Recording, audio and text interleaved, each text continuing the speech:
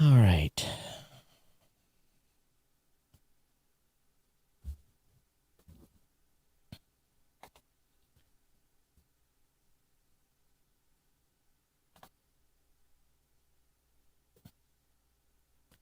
Just for the record, before I get started, my email's all over the place. Todd at blueberry.com, geeknews at gmail. All right, let's go ahead and go. This is Geek News Central. My name is Todd Cochran, coming to you from the New Media Production Studio. First up tonight, let your Amazon driver use your bathroom. We'll talk about that. The big three. Yes, the big three get grilled by Congress. Do you need something notarized? Well, maybe you can get it done digitally now. And are you ready? Are you ready to unlock everything? I mean, everything with your phone. I want to welcome you to episode 1516 of the Geek News Central podcast for Thursday, March 25th. This show is sponsored in part by GoDaddy.com and listeners just like you. Great deals from GoDaddy can be found at geeknewscentral.com/GoDaddy. You can support this show today at geeknewscentral.com/insider. Be becoming an insider by contributing to $5, $10, $15, $20, or $25 a month and be part of the Cool Kids Insider podcast. Hey, I want to give a warm welcome to all the new listeners of the show. Thank you so much for being here. Make sure that you take time, get over to geeknewscentral.com, get subscribed to the podcast. Subscribe or follow, that's the new terminology. Subscribe or follow the show. All the links are there, whether it be Spotify, Apple Podcasts, Google Podcasts, Amazon Music, JioSaavn if you're over in India, Ghana if you're in India, tune in. We even have it delivered by email. So really lots of places to listen to the show. Get subscribed. And of course, you can subscribe to the newsletter as well, right on the same website, just down a little bit further, so you can get delivered to your inbox immediately following the show everything that I'm going to be talking about tonight. And of course, you can always contact me via email, geeknews@gmail.com, geeknews@gmail.com. You can join our chat room at geeknews.chat. That's a Mastodon server or Discord. And so, check that out. And you want to be part of the cool kids, you can send me an email and be part of our Slack group. And of course, at Geek News on Twitter is the place to go. You can follow me on Facebook. All our partner shows are linked to geeknewscentral.com. That includes a new media show, the Pro Gear Gear, the Gadget Professor, GNC Live, which you're watching right now, GNC Weekend Review, Podcast Legends, The Retired Show. So definitely check that out. So this show has the longest running continuous sponsor of a podcast. And that's our good friends at GoDaddy. We want you to save money. And really all you got to do that is very, very simple. Use my promo codes at geeknewscentral.com/GoDaddy. Whether it be 30% off a new product purchase, whether it be a $4.99.com, whether it be $1 a month economy hosting for the first year of the free domain, or $1 a month managed WordPress hosting for the first year of the free domain, it's all there for you. Save lots of money. Save 87% off product and purchases at GoDaddy using my promo codes and discount codes. And of course, you can get a free trial of GoDaddy Website Builder, your choice of personal business or business plus plans. Now, some of you are going to say, Todd, that 30% code doesn't equal up to 87%. No, it does not. But the $1 a month economy hosting plans are normally about $100 a year. So that's where we get the 87%, because you're just paying $12 for first year and a free domain. So, use my promo code, save that cash. That's if it's 87% on $100, it's $87 that you can use on beer money or whatever, And meanwhile, start to build an empire. Build your own.com and build your own website. Build your own e-commerce site. Start a podcast. It's not too long to get passionate about writing. All kinds of stuff you can do. Set up a website where you just have your pictures. Don't rely on Facebook and those other places. Do that yourself. So anyway, thanks GoDaddy for being a longtime sponsor here. We want to thank them, of course. And anyway, everyone, welcome to the show. Hope you're doing well. Don't forget, the studio design is by audimute.com. All the sound conditioning in the audio, Audimute, AUDIMUTE.com, for your office or studio needs, to be able to really give you that sound, that crystal beautiful sound like you're hearing here. At least I think it is. I've been hearing lately we might be a little overmodulated, so I'll keep an eye on that. But hey, busy week. crazy busy week as always. It's been a pretty nice weather up until today, and then it was raining, but I guess it's better than snow. Have not taken off my snow tires yet, so I might do that next week. But I got a full weekend of chainsaw work ahead. We've got to go to the property, walk the woods, walk the property lines, walk wherever the farmer that rents our land is going to put his heavy machinery and make sure that, last year we did a lot of work. This year shouldn't be as bad. Hopefully we can cover it in a weekend. Just cutting brush back and fun. Get my feet dirty and get out there, and our hands dirty too. So maybe this weekend we'll see. Hopefully it works out that way. If not, I got tax stuff to do. So anyway, welcome everyone to the show. Thanks for being here. Again, got a great lineup of content tonight for you. Get right into it. Amazon is denying stories of workers having to pee in bottles, and they've received a flood of evidence in return. And let me just kind of share with you something. When my mom and dad were in the produce delivery business, they were on the road for many hours, many stops, maybe 40 stops a day. And a delivery driver saga is, where can I use the can? And there's not a lot of places unless you're buying gas. People are so funny about it now. So, I won't say what my parents did, but I will say that they had the ability to take care of themselves on the truck. Both my mom and dad. And because you just, if you can't, you got to go, right? And so it's not surprising with the pace that Amazon workers have to work in delivering, packing packages, everything else, is sometimes, bathroom breaks are hard to get. And I even know that, in some industries, it's just like you have to wait till your break. It all depends on what you're doing, and you plan accordingly. But there's widespread evidence, no matter what Amazon is claiming. Lots of Facebook, lots of Twitter posts, you name it. So my thought is, if you're getting ready to get an Amazon, if you're getting an Amazon delivery and you happen to catch the driver, say, hey, by the way, you need to use the bathroom. Because there's probably a pretty good chance that he or she will, and they might be more appreciative. They might actually bring your packages a little closer to the house. So I don't think this is any different than any other delivery service where people have to be on the road. It's just, there's not, if you get out in the country, well, you can stop along the side of the road if you're a guy, right? A little harder for the ladies, traffic and everything being what it is. So it's one of those things, right? Today, Google, Facebook, and Twitter were grilled. They were in a hearing, and this is the latest hearing since the storming of the U.S. Capitol. And they are being grilled by U.S. politicians over the proliferation of disinformation on YouTube, Twitter, and Facebook. According to Facebook, Twitter, and YouTube, right?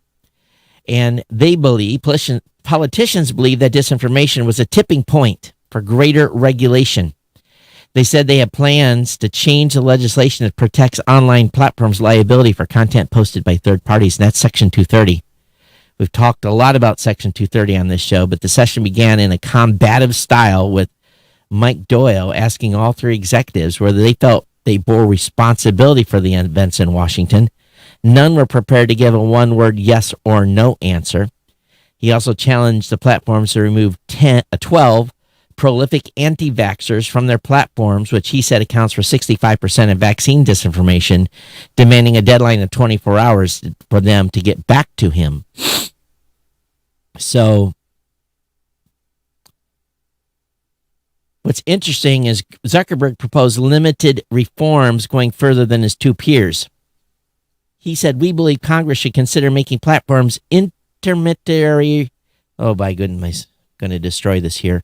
An intermediary liability, making platforms intermediary liability protection for certain types of unlawful content, conditional on companies' ability to meet best practices to combat the spread of the content.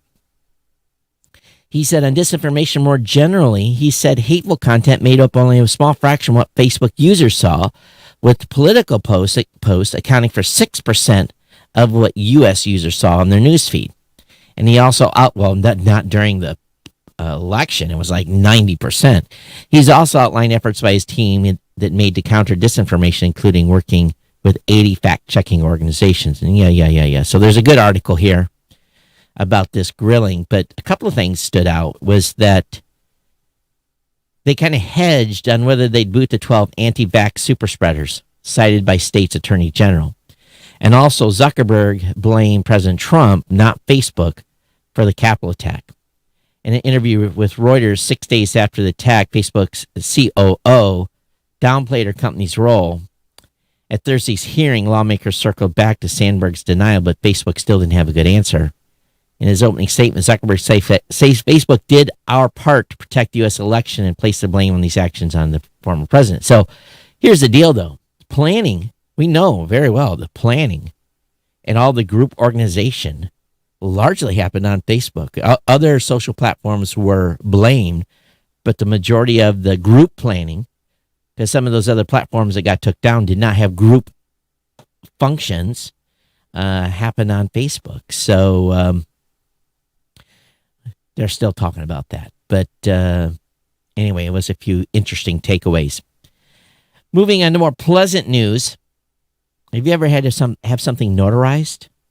It's been a while since I've had to have something notarized. Luckily, I've got my bank is literally right over there. And they've got notary services there. But there's a new electronic notary startup. They just raised $130 million after a year of 600% growth. The electronic notary startup Notarize was fielding 3,000 calls a week as real estate brokers and financial advisors clamored to set up on the service as in-person business was put on pause. Notary stated onboarding clients across industries it hadn't much worked with previously, like wealth management, while traction in markets like real estate soared by more than 800%. The startup was able to smoothly kick into hyperdrive from the regulatory infrastructure it began building by necessity since its launch in 2015. When COVID-19 hit, man, their business just exploded. So little startup that really nobody knew had a wow year and have raised a wow amount of money. And it makes sense. You know, what does a notary really do? They are verifying you by ID are the person that is signing or making a statement on a document. They notarize this is you. So however they have done this through this electronic methods is very interesting in itself. But $130 million. And it's just one of those things. It just kind of took off. It's just like Zoom, right? We're all zoomed out from having Zoom meetings I'm in like 20 hours worth of Zoom meetings a week. It sucks, but it has to be done that way because we're not in person yet. So hi, Liz. Hi, Toby. Thanks for joining the live show tonight. Miko, thank you for joining. And if you're on YouTube, I hope you say hello as well. Thank you for being here and watching the show. And if you are watching on Facebook today, make sure you check in and say hello before you bounce out. So up next, though, we've talked about this a little bit in the show. It's in the past. But Google has launched the Android Ready SE Alliance. And this probably has as much chance of changing our lives than the keyless door entry. So many of you probably have to get in your house or use your thumbprint or whatever it is to unlock the front door, right? Well, how about just unlocking your front door with your phone? So Google's launched the Android Ready SE Alliance to drive adoption of digital keys and mobile IDs. Now, if you've stayed at a hotel, the Hilton chain uses your phone to unlock your hotel door. You can check in. You don't even have to see the receptionist. You go right to your room. You use your phone. It unlocks. I always like to have a key card as a backup, but smartphones have already changed single purchase gadgets like point and shoot cameras and MP3 players. But with this Ready SE Alliance, we can have emerging features like digital keys, mobile driver's licenses, national ID, e-passports, and e-money solutions. The first is tamper-resistant hardware, or having a chip within the mobile device that will support these. All these features need to run on tamper-resistant hardware to protect the integrity of application executables and user data, keys, wallet, and more. Most modern phones now include discrete tamper-resistant hardware called Secure Element. So Google has determined the SE offers the best path for introducing these new consumer use cases. So, imagine you get pulled over for speeding. Police officer walks up and says, "Can I scan your phone, please, to get your driver's license?" I think I'd rather hand over my driver's license still, the one that's in the little, plastic sheath. I didn't know there was a national ID, to be honest with you. E-passports, just get global entry. That solves your e-passport issue. But we'll see. Besides phones, Strongbox is also available for Wear OS, Android Auto Embedded, and Android TV. So they're working on all kinds of adaptions, not just your mobile phone. But, I think it'd be kind of cool to be able, if it's smart enough, and I don't have to hold my phone up to something. If it's smart enough, I get near proximity of my door and it pops the lock.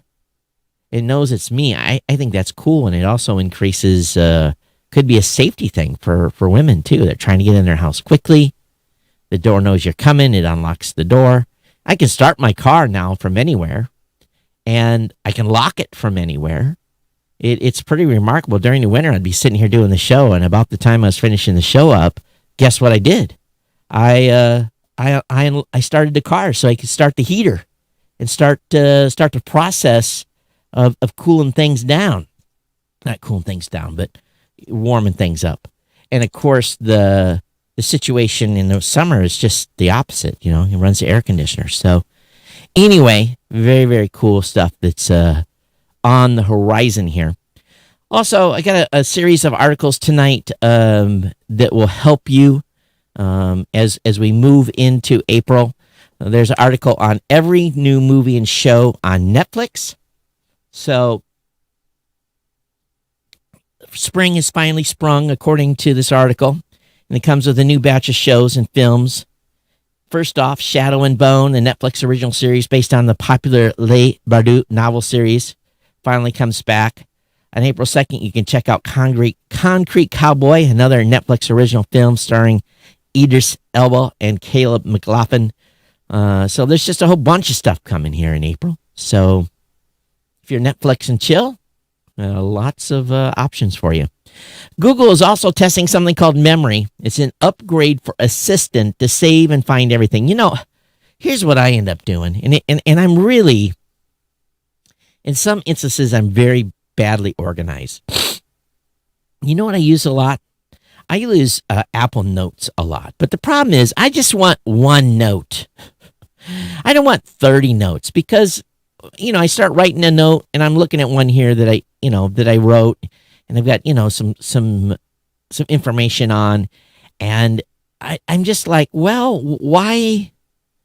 It'd be much easier to organize this stuff in a better way. And I know some of you use Evernote and that kind of thing, but this is what they're trying to do. It's somewhere between a to-do list, a note app, Pocket Queue, and a Pinterest board. So this is what Memory is going to be. So I'll be curious to see if I can start using something like that, because in all honesty, the Apple Notes app really doesn't have a timeline in it. And if I close it and I open a new note, then I can't find the old note, and I try to search for it, and it's just a mess. So we'll see what Memory does here. And again, it's a new feature for Assistant called Memory. And we'll see if this makes it to market or not, or who gets to use it. And anything to help. And maybe I should be using Evernote. Who knows? How do you guys stay organized on notes, on to-do list, and that kind of stuff on your computers? I usually have my notebook with me, and I can write stuff down in my notebook, and that's dated, and I can find stuff. But, that's not optimal when I'm trying to search for something. I was trying to search for, I had a meeting last May where there was a discussion I had to, run through and find the area, and it's not that efficient. And of course, it's, I have to read my chicken scratch as well, too. Well, if you are a Porsche fan, you can now subscribe to a Porsche Taycan for only $2,500 a month.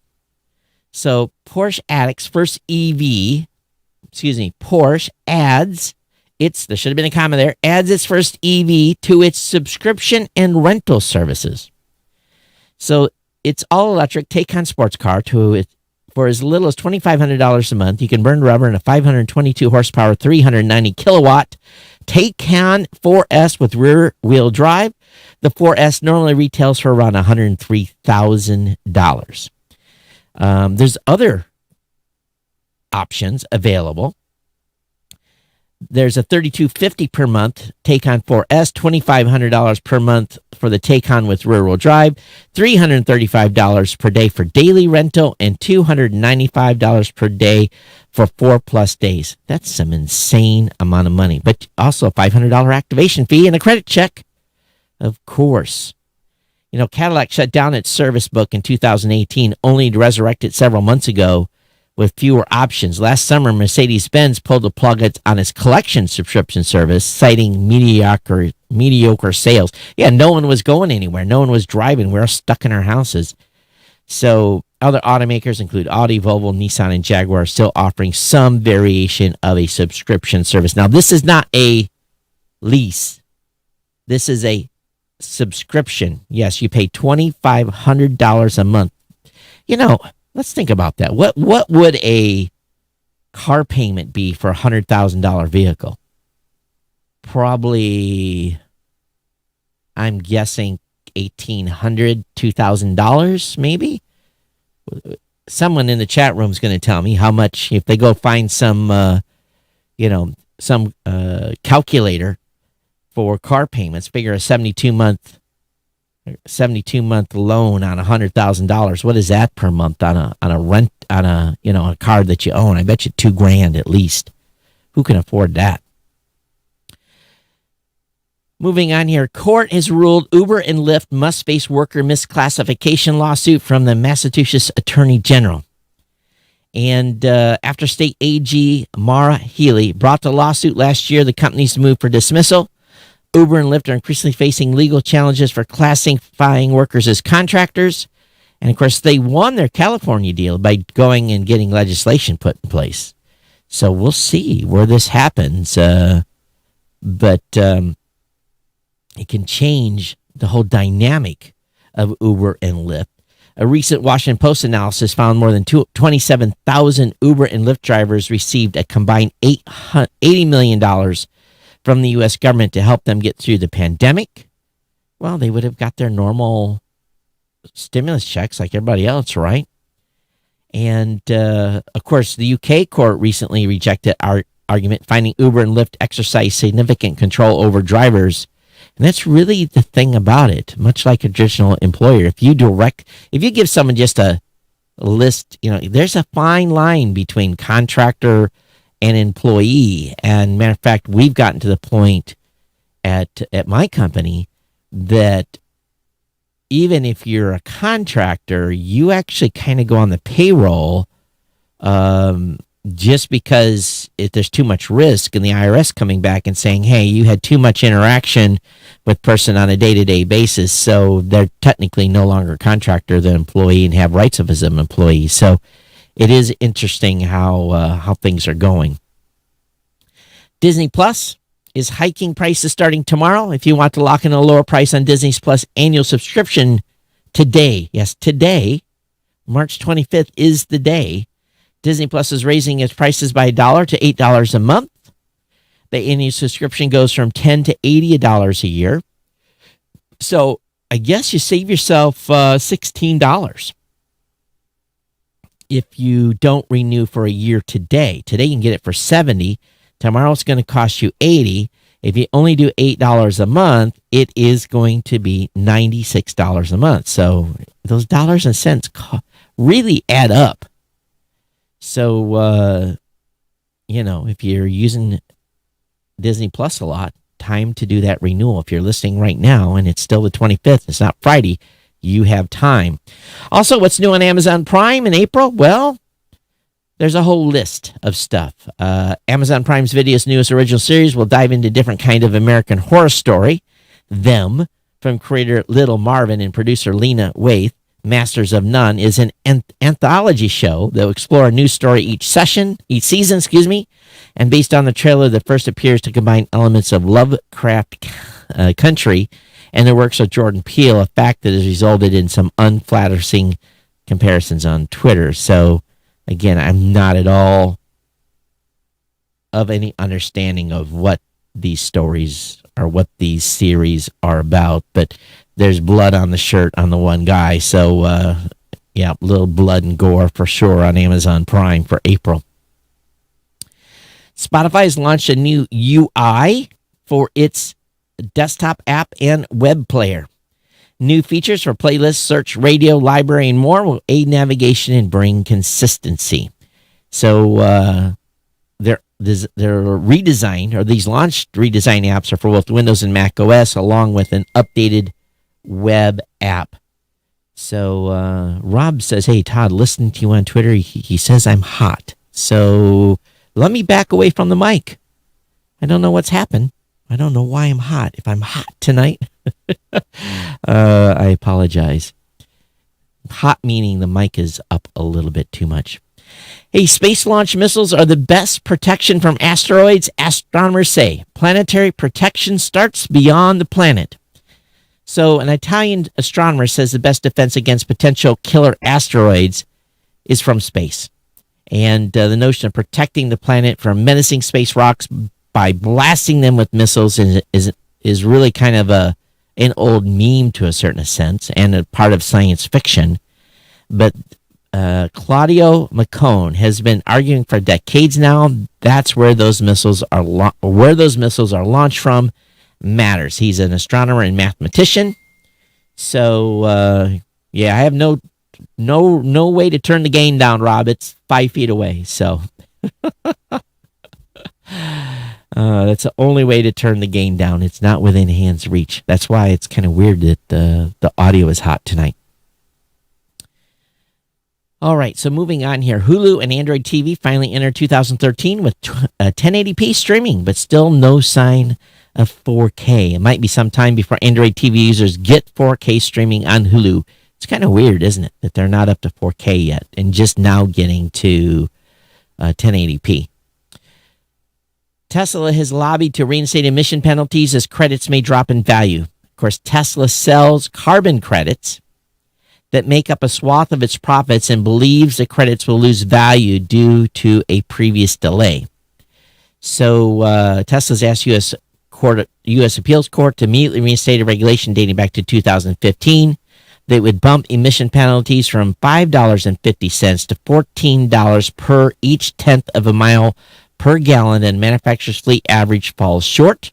Reuters report on Tesla's lobbying action Wednesday after the National Highway Traffic Safety Administration delayed the fine increase for the 2022 model year. The fine increases were meant to go into effect in 2019, but ongoing legal action left enforcement in limbo. And of course, Tesla has plenty of incentive to make these fines go into effect more quickly. The automaker makes a vast profits selling regulatory credits to other automakers, since Tesla does not sell vehicles that produce tailpipe emissions. So it's interesting here that they're doing this. So we'll see. Tesla's making sure their bankroll keeps rolling. The new Amazon Fire TV experience is rolling out to more devices now. The Fire TV update is pretty big. The new UI brings an updated home screen, a new Find tab, and a personalized user profile. The update was released in December for the third generation Fire TV sticks and Fire TV Stick Lite. So if you've got one of those, I've got some really old Fire TV sticks, and they work great. Still trudging along. And matter of fact, when I get back to traveling again, I'll have a Roku stick and a Fire stick always in my travel bag. So how many of you went out and bought an absolutely incredibly beautiful OLED TV? You know, an OLED TV requires just a little more work than a regular television. Why? You have to calibrate them. While most TVs have a useful array of preset picture settings, they will still need to be adjusted for your living space. And one helpful way to tweak all those settings is with a calibration disc like Spear and Munsell's HD Benchmark Blu-ray. It'll walk you through everything you need to ensure you're getting the best picture possible, while also avoiding pitfalls like losing details in extremely bright and dark scenes. So if you're lucky enough to have a 4K Blu-ray player or a gaming console with one of those drives, go for the updated UHD version of Spear and Munsell's benchmarks, which also helps you adjust finicky HDR settings. And of course, you should go big with sound. But if you're going to have this beautiful OLED TV, you got to go big with sound. And of course, the great thing about OLED screens is that they offer almost infinite amounts of contrast. But one major downside of any modern TV is they often are way too bright to comfortably watch at night without turning things down a notch. That's where bias lighting comes in and encompasses any sort of lighting that's placed behind your TV to provide ambient light by diffusing the lighting in your living room. So again, there's a whole list of stuff that you can do to enhance your OLED and probably your LED TV watching experience. Link will be up in the show notes for you.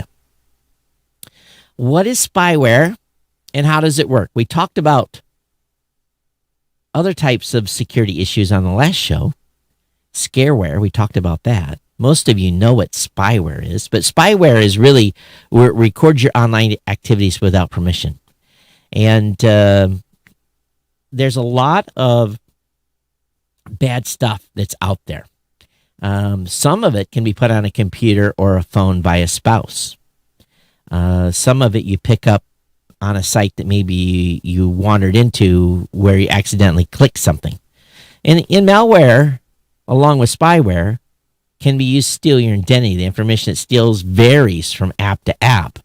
But generally, spyware is used by hostile players, someone that's trying to maybe extort money from you. It goes on and on and on.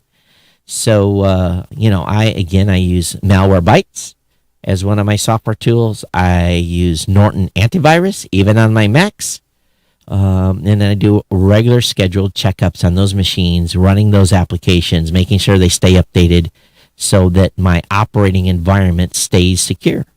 And there's nothing to 100% protect you on Mac or a PC, Windows PC, but having that stuff in place can really give you a little more peace of mind.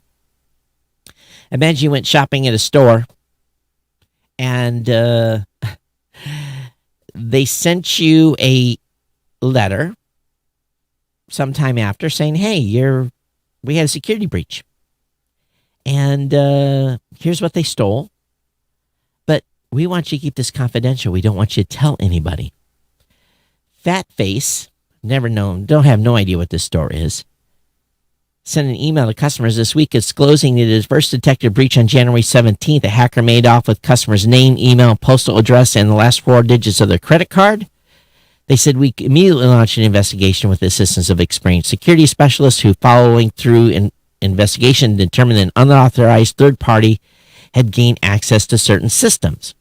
But despite going out to thousands of customers, the email said to keep this email and the information included within its strict private and confidentiality. Well, under the UK data protection laws, a company must disclose a data breach within 72 hours of becoming aware of the incident. But there are no legal requirements on customers to keep that information confidential. So it's kind of dumb telling customers, keep this quiet, please. The last thing you want to do is you want to keep things quiet. You want people to know, right? Electric vans are up. Electric fan sales are all the rage. DHL, UPS, maybe even USPS as well. Of course, they're kind of getting pushed by Congress to do that. Lightning eMotors has gotten more orders, and UK-based Arrival List and the UK-based arrival list on the NASDAQ. So that's interesting. Okay, so I'm reading through this here. We know that Ford has a transit van, and they're coming to market. But anyway, if you have a fleet of delivery vehicles, this article may be of interest to you, but it's not surprising that a lot of these companies are moving to EV. Jack Dorsey, while he was in his House hearing on misinformation, behind him he appeared to have a clock. And what it was a Bitcoin clock showing Bitcoin at 600, maybe that's his value of his Bitcoin. It looks like it reads 676,277. So I don't know if that's the amount of Bitcoin he has translated into cash, but he wants the entire world to know he's got a Bitcoin clock. $3.99 can show the price of Bitcoin. Well, Bitcoin wasn't at 676. It must be $67,627.7. I don't think that it's up to 676,000, or did I miss something? If I did, I need to go check my Bitcoin balance. But they showed the picture there. Let me look at this. 654,454. Missing a decimal point somewhere here. But anyway, link is up in the show notes. If you got $3.99 to spend on a Bitcoin price clock, it's available.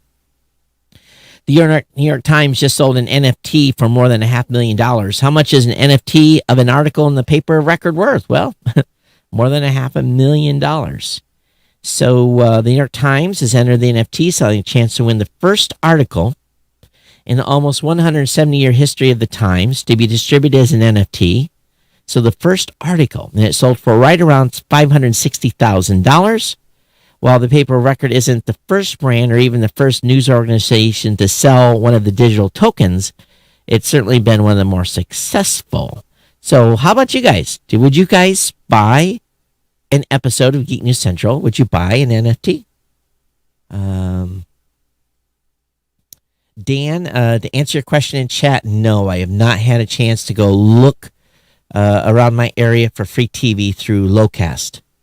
So definitely I need to do that. But thanks for reminding me of that. I do appreciate it in chat. Okay, Spotify. Oh, we already talked about this. That's a dupe. Qualcomm Snapdragon 780G brings 5 nanometer tech to affordable phones. A faster CPU and 5 nanometer processor promise to make those devices faster. So over the last year, Qualcomm 7 series chips enabled some of the best value phones. You wouldn't have a device like the Pixel or the OnePlus Nord without the Snapdragon 730G and 765. But for all their strength, those chips weren't without their flaws. So yes, we have the 780G on 5 nanometer tech. It runs 40% faster than the processor on its predecessor, the 768G. So if you follow Snapdragon, you're a Snapdragon fan, link will be up in the show notes. Very interesting thing happened in Arizona. Arizona's Senate has skipped a vote on a controversial App Store bill. The vote on the new rules for app stores was scheduled but didn't occur without explanation. So this bill would have imposed rules on how apps work on iPhone and Android-powered devices. The state bill passed and signed into law would require app store operators like Apple and Google to loosen their rules around payment processing, an increasingly contentious topic between the tech giants and the large developers that make popular apps on their platform. So I wonder if someone at Google and Apple wrote big political donation checks. You never know what money will buy when it comes to politics. All right, the individual who paid $2.9 million for the first tweet of Jack Dorsey, again an NFT, he defends buying this. He says it's a piece of human history in the form of a digital asset. Who knows what will be the price of the first tweet of a human 50 years from now?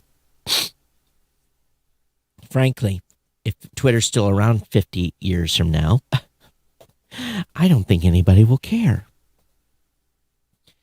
Isn't, it, let's, the NFT thing is kind of interesting. It's for a way for people to buy art, have the rights to art that's still being publicly displayed, content, articles. This show, if I was to auction an NFT token for episode 1516, you would technically own all the rights to the show to do as you please, but it would still be publicly available. That's kind of the thing behind NFTs. Jack Dorsey's tweet is still on Twitter, even though the individual that bought it has got full rights for reuse and republication and putting it in posters or whatever it may be. And so we'll see. We'll see what happens here. And social media history, all kinds of things are going to be sold on NFTs. The question is, will it trickle down to shows like this? And I don't know if Geek News Central can be considered art. I'm just some dude doing a show, right? But maybe there's a episode that you dearly love from this podcast and you would like to own that episode. Maybe the Blue Man story, maybe the UFO story, maybe episode 200. There's lots of really important episodes that happened during the life of this podcast so far. So some of those might be of value to some fan of this show. So therein lies the question. Would you, if I put up for auction certain episodes, would this compel you? Now, we might not raise $30 or 40, who knows? But every penny counts, right? And I think it's kind of a cool idea. Twitter is surveying users about Facebook-style emoji reactions. I'm kind of emojied out. Being funny, interesting, sad, agree, give a big heart, a smile with hearts. It goes on and on, right? So, I don't know. Emojis serve a purpose, but I'm kind of emojied out. But Twitter surveys its users and trying to get reactions, so be aware you might be presented an opportunity to fill out a survey. Comcast is pledging $1 billion over 10 years to close the digital divide. It said today it would invest $1 billion to help close the digital divide in the United States. Its commitment includes additional support for its ongoing Lift Zone initiative, which aims to establish Wi-Fi connected spaces in 1,000 plus community centers by the end of 2021. The 10-year $1 billion investment will also include new laptops and computer donations and grants for nonprofit organizations to help low-income Americans, particularly in media, arts, technology, and entrepreneurship. Comcast will continue investing in its popular Internet Essentials program, which the company started in 2011. The 10-year-old Internet Essentials program offers deeply discounted internet connectivity for low-income people. So we'll see. $1 billion that they'll be able to write off and give back to the community. Big survey was done.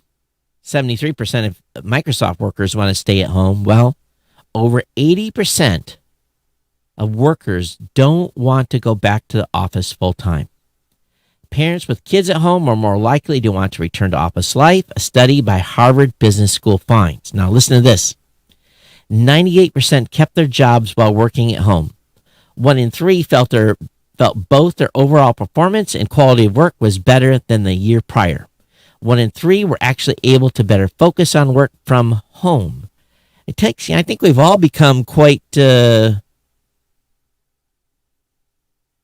just getting a weather report. Bad storm in Alabama. Prayers go out to anyone in Alabama in the line of these tornadoes going through. So just 18% of the people surveyed said they wanted to go back to the office full time. I can understand maybe why some want to. Married people also want to go back to the office more so than singles. Yeah, some of the married couples need a break. Before going back to the office, 51% of the respondents said they want to be fully vaccinated, while 71% would prefer to wait until everyone is fully vaccinated. Never going to end on this vaccination thing. If you think this vaccination thing is a 2-shot and done or 1 shot and done, it's not going to happen. We're all going to be in line every 6 months getting another shot. Think about that. That's what's coming. So they still want to work 6 feet apart from each other. Come on, if you've had a vaccination, do you sit 6 feet apart if you've had a flu shot? Come on now. All right. That's going to bring me to the end of the show today. Kind of short. But again, it was a little narrow on content for some reason. Don't know why. Today was a short news day. It's maybe just that season. But I have been neglected. I have not been able to get any more work done on the Insider podcast. That's still on my priority list. Maybe I should add that to my weekend duties of things to get done. But it is coming. I promised this to all of you. They're insiders, so I'm going to deliver on that in full. But thanks for being here. And if I was a little overmodulated today, I do apologize about that. I'll look at maybe the cat bumped the volume lever. Who knows? I haven't changed nothing in the studio in a long time, so something got tweaked somewhere. But yeah, the kitties are doing great, following me around. I'm having to comb them about every day because, I'm running these really high quality air filters in the studio. And the last thing I want to see is cat hair getting around. So if I could get away with running a vacuum over the two cats, I would do so. But I know I can't do that. So I'm trying to comb them and get get as much hair out of them as I can before they go rolling around on the carpet or whatever. So, but the kitties are doing good, and they seem to be enjoying it here. They like watching people out the window every day, so I bring the window shades up a little bit. And the little one, at least, the young girl, she's always looking around, and she's, cats have this, natural curiosity of things, and the older boy cat, he just kind of, tolerates her, but he doesn't look out the window as much. He'd rather lay around and be a cat and sleep. But anyway, here or there. All right, thanks everyone for being here. geeknews@gmail.com is the email address to send your comments. Definitely want to hear from you. You can follow me on Twitter @geeknews or on Facebook. It's been my pleasure bringing the show today. Get out of here. We'll be back with you on Monday for another edition of the Geek News Central podcast. Everyone take care. We'll see you next time. Bye-bye.